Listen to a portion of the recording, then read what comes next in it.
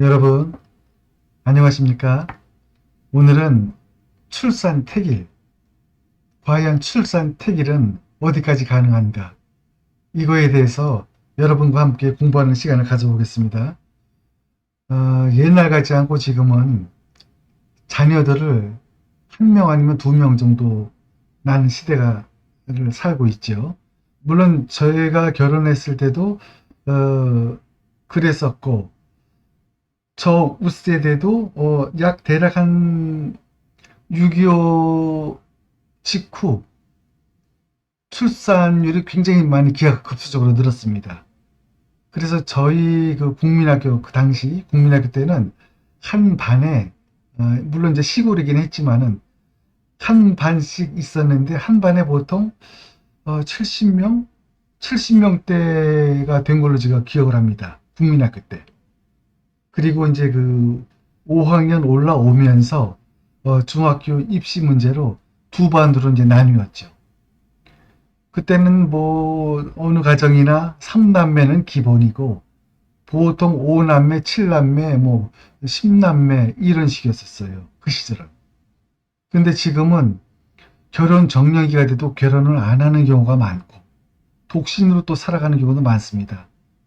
이런 경우가 우리나라뿐만이 아니라 세계적인 추세라고 하고 특히 중국 같은 경우도 결혼하는 그 정년기에 하는 신혼부부들이 굉장히 줄어드는 속도가 빠르다고 합니다. 당연히 출산율도 떨어지죠. 그러니까 우리나라도 참 그 예외는 아니고 큰 걱정이 아닐 수가 없습니다. 앞으로 4, 50년 후에는 과연 인구가 얼마만큼 더 줄을지 걱정이 매우 들고 안타까운 마음입니다. 오늘 그 PPT를 보면서 말씀을 한번 드리면서 공부해 보죠.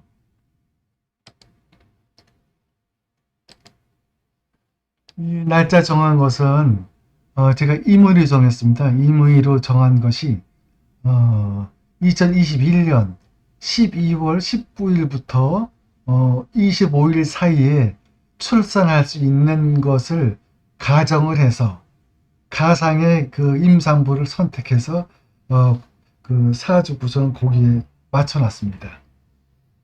그러면 올해는 이제 금 기운이 강한 해죠. 신축년, 그리고 이제 12월은 경자년, 경자월. 올해도 12월에 탄생하는 아기들도 많이 있겠죠. 그러면 이제 여기에서는 어떻게 이제 그 날짜를 정하고 시간을 정해야 될지 굉장히 이제 그 관심이 집중되는 부분인데, 일단 연월에 금수 기운이 강하면은 일간을 어떤 걸 잡아도 연월에 그 금수 기운을 제압하기는 어렵습니다. 이래 놓으면은 사실 그 금수 기운을 따르는 종격으로 흐르는 경우가 많아요. 그래서 제가 요거 한 날짜 한 날짜 다 따져 보니까 주로 종재, 종관 쪽으로 구성되는 경우가 많은데, 이런 경우는 우리가 대운에서 잘 받쳐주면 30년, 물론 40년까지도 갈 수가 있는데 종격은 그 일단 비대칭 구성으로 되어 있죠. 어느 뭐 인성비겁 쪽이 왕하고 식재관 쪽이 빈약하다든지, 또는 식재관 쪽이 왕하고 인성비겁 쪽이 약하다든지, 이런 경우로 이제 구성이 가게 돼 있어요.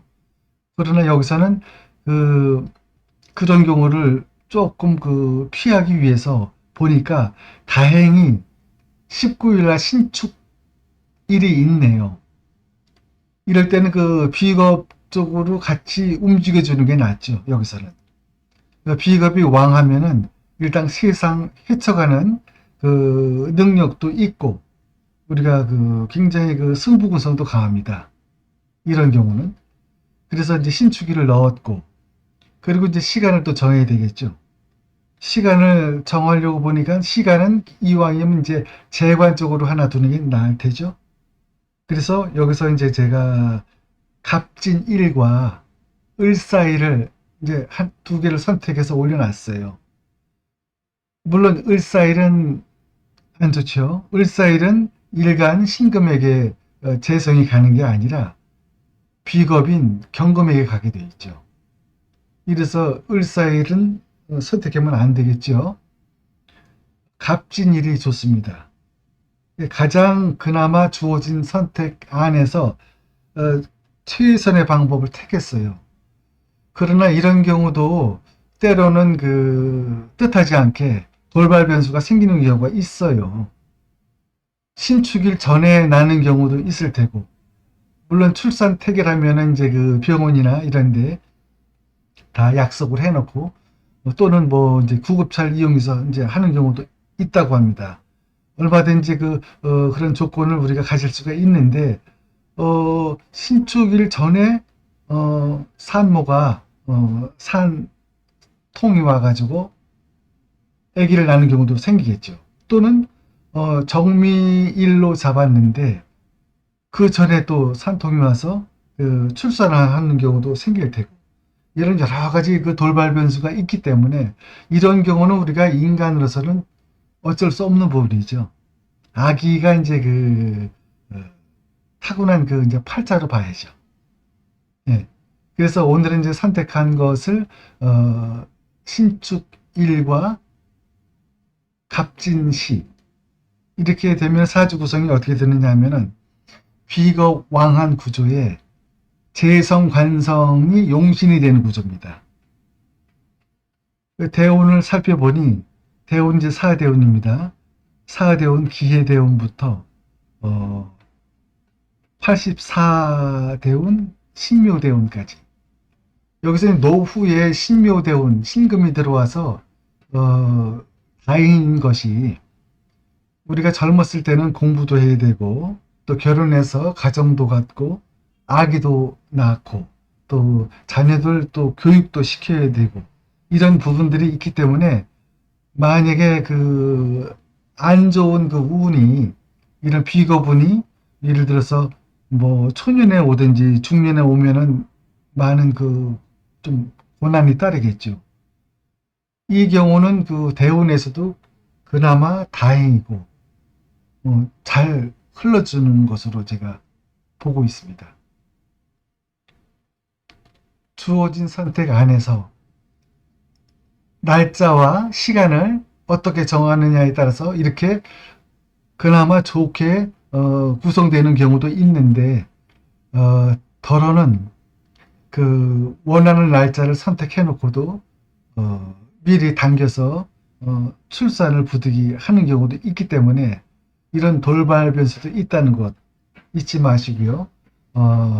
앞으로 이제 결혼을 해서 자녀를 둘 신혼부부들, 또 이제 이쪽에 관심이 많이 있는 이제 명리를 공부하시는 분들 보시고서 많은 참고가 됐으면 합니다.